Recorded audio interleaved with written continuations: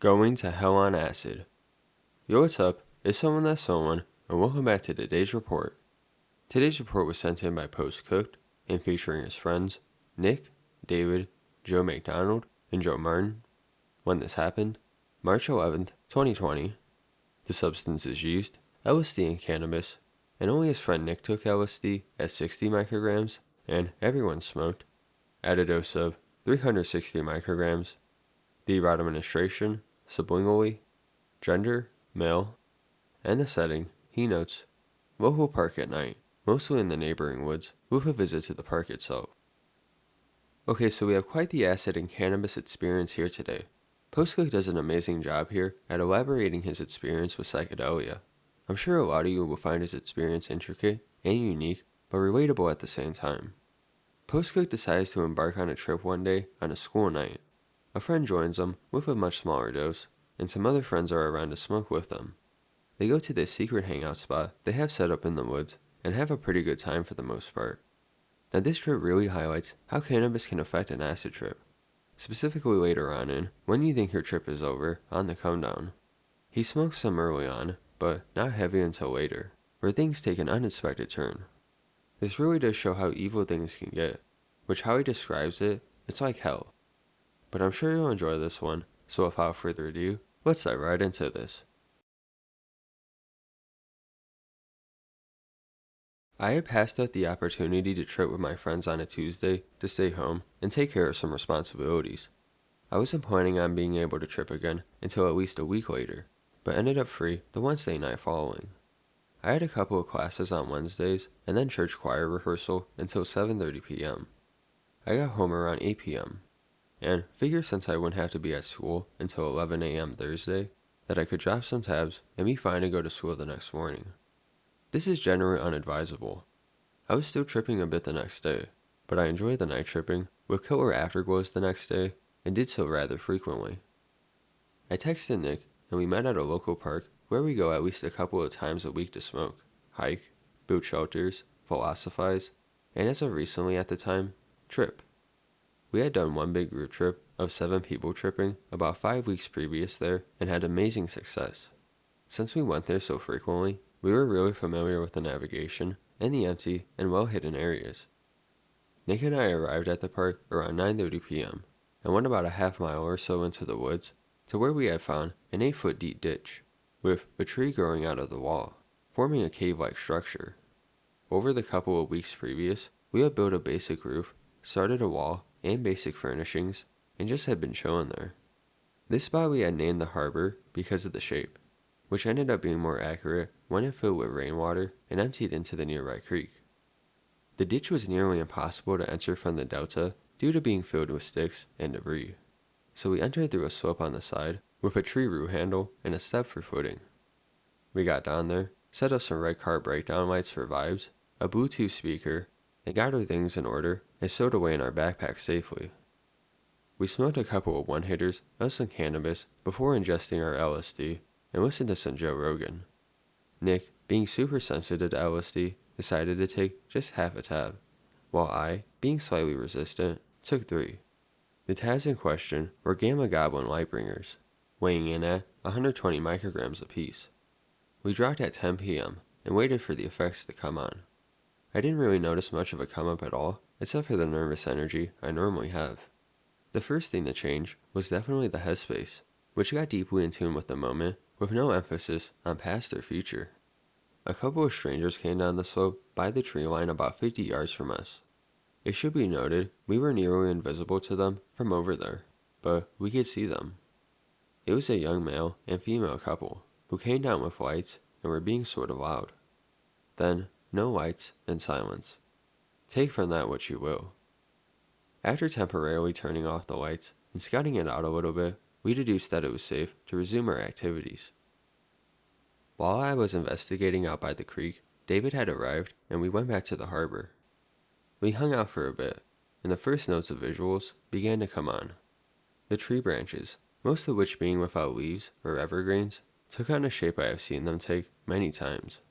It's hard to describe, but I could definitely draw it. The best way to describe it is angles and patterns arising from disarray. a certain uniformity, where there was previously none, took shape. Shortly after, both Joes had a ride to hang out as well. They didn't know the way that well, so we went back to the park to guide them back. By this point, things were starting to be a little drifty, but a bit under the visual standard from my previous trips on this same acid. We went back to the harbor again and hung out for a little bit. Joe Martin and David decided to roll a joint, and I decided to take a moment to be alone. I love tripping around others, but I also like taking some moments aside for myself. I walked around in a nearby clearing, surrounded by forest. The moon was full and seemed to take on a presence of sorts. I noticed that the tree line seems more transparent in darkness than it is. Whenever I would shine a flashlight to the tops of the trees, it was far less clear. I then noticed that the leaves blend into the same color as the sky behind it, and it seems like there are no leaves and more sky. This wasn't due to tripping, but it was an interesting observation. I went back, and Joe McDonald was coming up to move around for a bit, and I showed him what I had just found. We deduced that it was probably just the brain filling in, like it does for a lot of things. Next, David came up, and we showed him too. By this point, the symmetricalization of the ground and the trees was becoming pretty intense. My headspace was getting pretty confused, and my inhibitions disappeared. So every once in a while, I'd act pretty strangely, but still be able to realize it, and I became a bit awkward. I didn't think much of it. After all, I was tripping on acid. We went back to the harbor and smoked the joint, and then all of us went up into the clearing to walk a bit.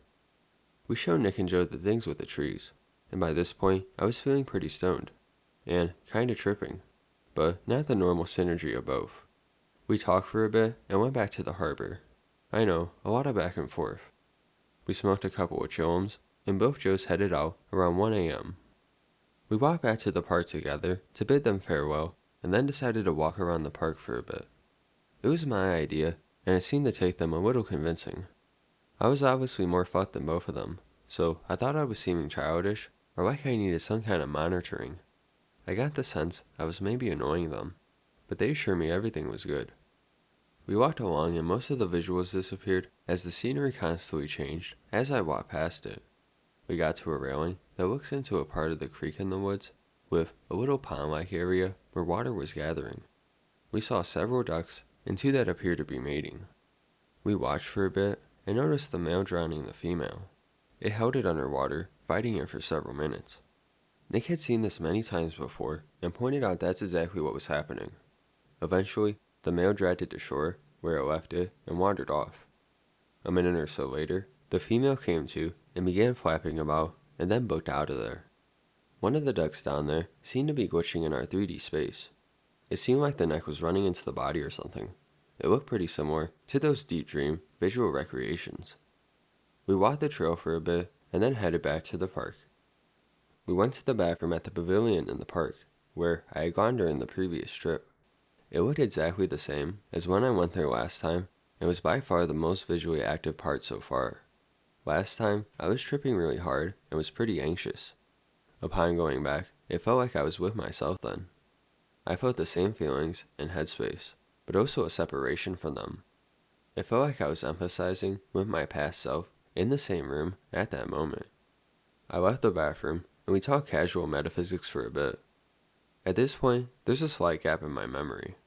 Either David left at that point, and Nick and I went back to the harbor, or we all went back, and David left shortly after. Around 3 a.m., Nick and I decided to do some dedicated smoking to see if we could revive the trip a little bit. We were sort of disappointed in the intensity of it, and noted that we normally smoke a lot the whole trip, but so far had only been taking hits here and there. We found a swisher that had been emptied and packed it full with super finely ground, dense potent weed. There was probably 1.5 to 2 grams of premium cannabis in there. We were pretty much back to baseline and expected a slight uptake and then be able to fall asleep shortly after. What happened next was almost a whole nother experience. About halfway through the blunt, I was getting the most intense closed-eye visuals I've had. I never usually get them. I never had any until I tried DMT for the first time. Plus, whenever I do get them, they're dim and unimpressive. This time, it was a whole landscape of geometry, which I've seen in open eyes before. Whenever I would open my eyes, the pattern seemed to slightly overlay everything. and time spent looking at closed-eye visuals would intensify what happens open-eyed. We finished the blunt, and I lie back to relax and talk during the extra trip. The trees became intensely shapely, no matter at what angle they were seen from. They arranged themselves into stacked hexagons and pentagons, sort of what trees that are canopy shy look like, but in those shapes and unchanging from any angle.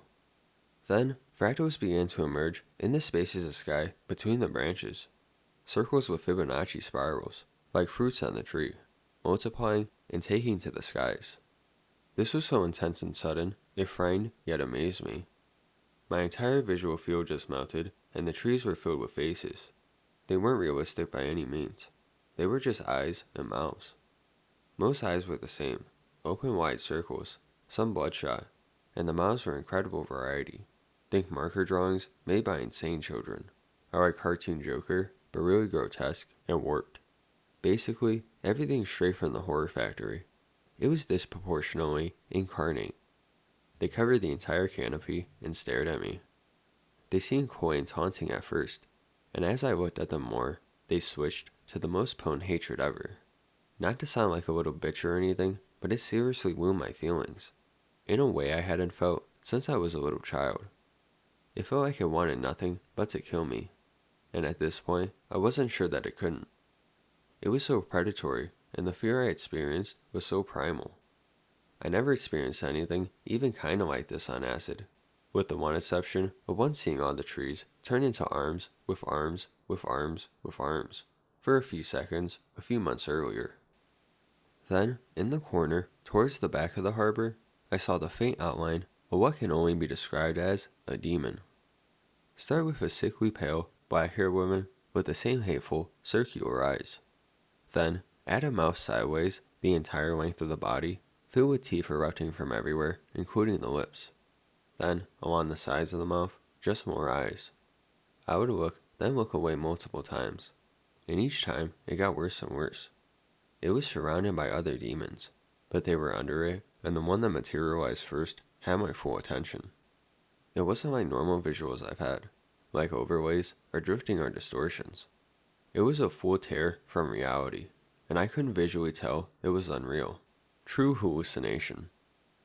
I told Nick I was literally just seeing fucking demons and tried to face away, and the ground seemed like a safe place to look and was most visually sterile. Something about the branches is like an optical illusion that gets to that place of the mind.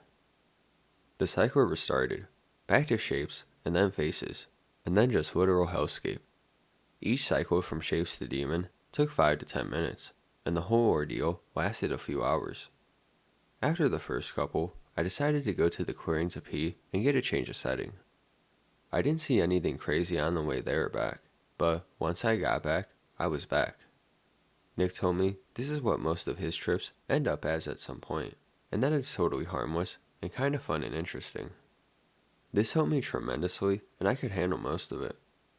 I came in line next to him because he had a better branch view above him. He taught me to cross my eyes, and when it snaps back, it's so much worse. On its own, it's like 1 or 2 layers of drawing faces, but after your eyes go back, it has infinite depth as well. It was like a mirror shattering into millions of fragments. It was like I opened a door into the absolute no, just the antithesis of my existence. Like I opened the door on Satan fucking. I immediately recoiled and faced the ground and covered my face. Nick showed me an image of jaguar or leopard underwear, and the eyes and the mouth are very similar to what I saw everywhere. We deduced that this part of the brain is the one that fears being eaten, due to the imagery, the coyness, stalking, the hatred, pouncing, and the primal ingrained fear. Over the course of this, some other interesting materializations were a bunch of mushrooms, including the Amanita muscaria, a bloated T-Rex, a giant clown, I'm not even afraid of clowns, a woman with stitched eyes, the only closed-eye demon, black hair and only a neck for a body who was the size of an 18-wheeler, a woman who morphed into a green-fanged viper, a blonde woman whose right eye socket peeled away and the eye floated out, a hand with a tongue, like Datara from Naruto, with purple, nearly black glossy lips, and several other amalgamations of flesh, teeth, and eyes. At around 5:30 or 6 a.m., I finally lie down to sleep. which I did not. I got up around 8:30 a.m. and went to school, still seeing some things in the sky, mostly the lips. I was fine for most of the day, but I had to work until late that night and was having a difficult time holding it together emotionally. Once I had some sleep though, I was put back together. It's worth noting that my visit to hell was only scary for the first 10 or 20 minutes, and some of the full materializations spooked me still, but Nick really helped me through it. I owe my life to him, because I'm certain if I was alone and experienced that, I would have absolutely killed myself. I reasoned not to solo trip at that dose until I become more experienced, in case something like that happens again.